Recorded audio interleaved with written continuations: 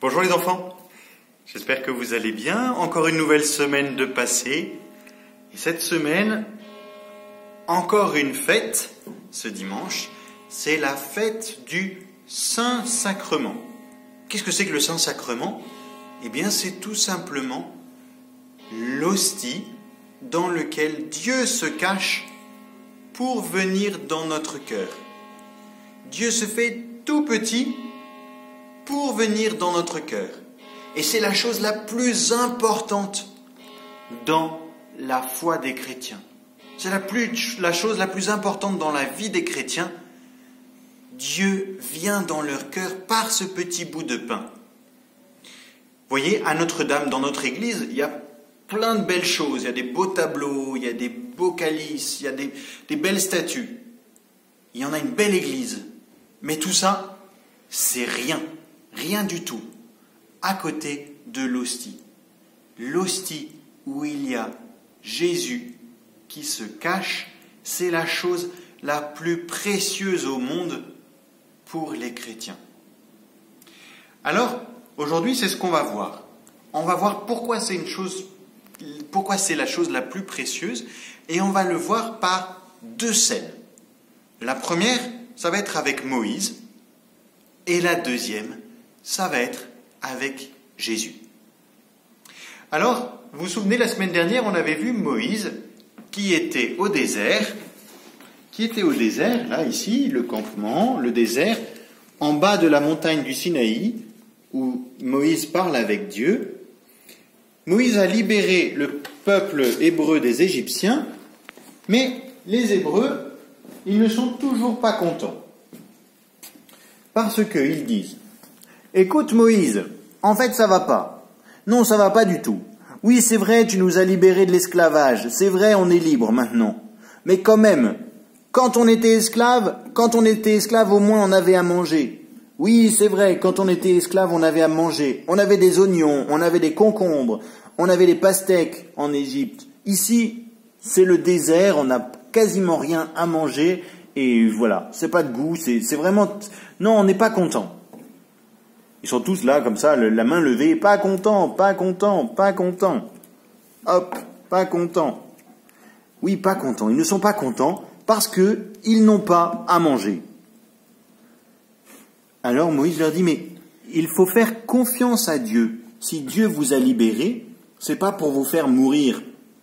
Il vous a libérés pour vous rendre libre et pour vous donner, pour s'occuper de vous. Faites confiance à Dieu. Alors, eux, ils continuent de râler. Non, on n'est pas content, on n'a rien à manger, pas content, pas content, pas content. Alors Moïse est un peu triste, un peu fatigué, il en a marre. Et il monte sur la montagne rencontrer Dieu. Alors il monte sur la montagne du Sinaï, il monte. Et il se met là, en prière, sur la montagne. En prière sur la montagne. Mais il attend, il prie auprès de Dieu. Il dit: Seigneur, j'en ai marre, j'en peux plus de ce peuple. Viens me conseiller, viens m'aider. Et alors, comme souvent, quand Moïse prie, comme toujours, quand Moïse prie avec foi, eh bien, Dieu descend vers Moïse, Dieu arrive vers Moïse dans la colonne de nuée, dans la colonne de lumière. Dieu arrive vers Moïse et il parle avec Moïse. Moïse se prosterne devant Dieu et il parle. Et Dieu dit à Moïse: oui, j'ai entendu la plainte de mon peuple, j'ai entendu sa plainte. C'est un peuple à la nuque raide, c'est-à-dire que c'est un peuple qui en veut en faire toujours qu'à sa tête. Mais malgré tout, comme un bon père, je l'aime. Moïse lui dit: ô Seigneur, si tu pouvais donner à ce peuple à manger, si tu pouvais lui donner ce qu'il voulait, ah Seigneur.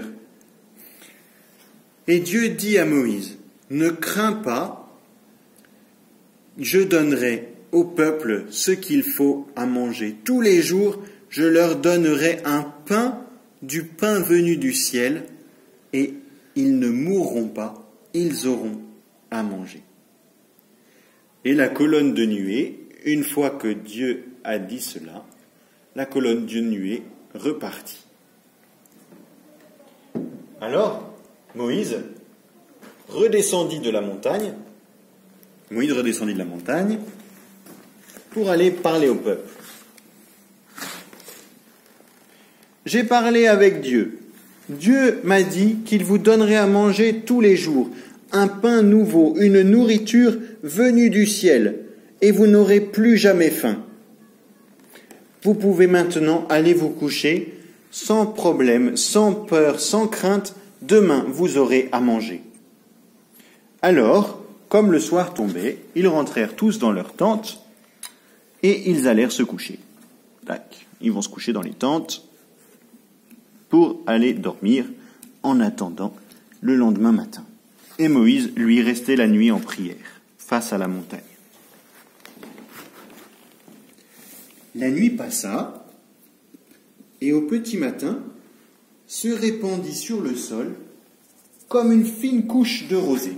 Comme une fine couche de rosée qui venait, on ne sait pas d'où. Personne n'a jamais su d'où elle venait. Elle venait du ciel.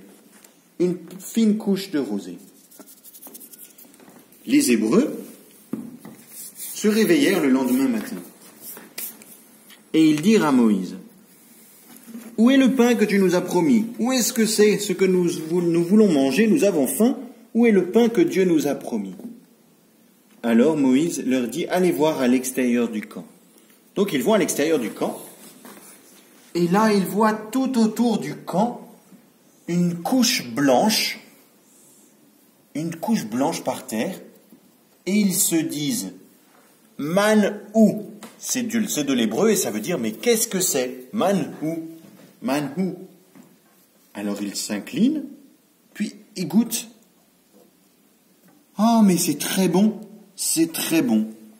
Et alors ils recueillirent la manne dans les paniers, ce qu'ils appelèrent la manne, de man-hou, le pain qui vient du ciel, et c'était très bon. Ils eurent comme cela à manger pendant 40 ans dans le désert. Dieu, tous les jours, leur donnait le pain venu du ciel pour leur donner à manger. Et cette manne était tellement bonne qu'elle avait le goût qu'ils désiraient avoir. Imaginons que un voulait avoir un goût de poulet frites, et bien elle avait le goût de poulet frites. La manne avait le goût de ce que l'on voulait. C'était très bon. C'est le pain venu du ciel. Alors vous vous demandez, les enfants, mais quel est le rapport entre la manne et Jésus? Quel est le rapport entre la manne et Jésus? Quel est le rapport entre la manne et le Saint-Sacrement? Eh bien, pourquoi Dieu a donné la manne aux Hébreux? Parce que sans pain, les Hébreux ne pouvaient plus vivre. Sans pain, on ne peut pas vivre. Sans avoir à manger, on ne peut pas vivre. Et Jésus va nous montrer que c'est pareil pour la vie avec Dieu. Pour vivre de la vie de Dieu, il y a besoin d'un pain particulier, du pain qui vient du ciel. Alors on retrouve Jésus qui est en train de parler à la foule. Il y a plein de monde qui est là, qui est en train d'écouter Jésus. En tout, ils sont 5000 personnes qui est là, en train d'écouter Jésus parler. Et Jésus parle, et ils sont suspendus à ses lèvres. Il leur parle de l'amour de Dieu. Il leur parle du bonheur, comment faire pour être heureux avec Dieu, comment faire pour vivre avec Dieu. Et eux, ils sont comme des enfants qui écoutent un conte raconté par leur maman le soir. Vous voyez, vous, quand vous écoutez un conte raconté par votre maman le soir, vous avez envie que ce moment ne s'arrête jamais. Vous voudriez que jamais ce moment avec votre maman ne s'arrête. Eh bien, c'est pareil. Ils sont là et ils voudraient que ce moment avec Jésus ne s'arrête jamais. Mais les apôtres sont là et ils voient que les heures passent. Et Philippe, un des apôtres, va voir Jésus et lui dit « Écoute Jésus, il faudrait peut-être que tu arrêtes de parler là. Parce que il va se faire tard, bientôt il va faire nuit, et les 5000 personnes qui sont là, elles n'ont pas à manger. Elles n'ont pas à manger, et tu vois, regarde où est-ce que l'on est, il n'y a rien autour. Le prochain village, il est très loin, il est à plusieurs journées de marche. Il est loin, loin derrière le prochain village. Très loin. Comment on peut faire pour leur donner à manger? Vite, il faut qu'ils repartent vers ce village pour avoir à manger, parce que sinon ça ne va pas tenir. Et Jésus dit à Philippe, écoute Philippe, vous les apôtres, donnez-leur à manger. Alors Philippe lui dit, mais ça va pas la tête Jésus, ça va pas la tête vraiment. Non, c'est pas possible. Et on est 12, on n'a pas du pain pour 5000 personnes. Quand bien même on aurait de l'argent, on ne pourrait pas acheter du pain parce qu'il n'y a pas de village. Le village, il est loin. Comment tu veux qu'on fasse? Jésus lui dit, amenez-moi ce que vous avez. Alors Philippe va voir les autres apôtres, il va voir Pierre, il va voir Jean, il dit, est-ce que vous avez du pain? Pierre dit, ah oui, moi j'en ai 3. Jean dit, moi j'en ai 2. Bon, très bien. En tout, ils ont 5 pains. 5 pains, vous voyez? 5 pains. Et Philippe dit, moi j'ai en plus 2 poissons. Bon, très bien. On va amener ça à Jésus. Jésus, voici nos 5 pains qui sont là et nos 2 poissons. Alors Jésus prend le pain, il prend le pain dans ses mains. Il lève les yeux au ciel, vers son Père, il rend grâce, ça veut dire il remercie Dieu, il bénit le pain, il le rompt et il le donne à ses disciples pour qu'ils le distribuent à la foule. Vous vous souvenez les enfants, cet enchaînement de verbes. Il lève les yeux au ciel, il rend grâce, il bénit le pain, il le coupe et il le donne à ses disciples. Vous reconnaissez? C'est exactement ce que Jésus a fait lorsqu'il a célébré la première messe. Il fait la même chose et il donne à ses disciples. Et ses disciples distribuent le pain à la foule. Donc ils font le trajet entre Jésus et la foule et ils donnent le pain. Et voilà que miracle, à chaque fois qu'ils reviennent vers Jésus, il y a toujours du pain en plus, du pain nouveau. Jésus multiplie les pains. Et à la fin, quand tout le monde a mangé ce qu'il faut, on trouve 12 paniers pleins de pain. 12 paniers pleins de pain. Les disciples sont tout étonnés. Alors Jésus leur dit, « Oui, vous avez mangé du pain pour que vous ne mouriez pas de faim, mais le vrai pain venu du ciel, c'est moi. Je suis le pain vivant descendu du ciel. Qui mange ce pain ne mourra jamais. » Pour conclure, les enfants, voilà, je vais prendre un petit exemple. Quand vous mangez un bout de pain, une tomate, par exemple, une tomate. Quand vous mangez cette tomate, vous mettez cette tomate dans votre bouche et elle disparaît. Votre corps prend les vitamines, prend les fibres, prend l'eau, il prend tout.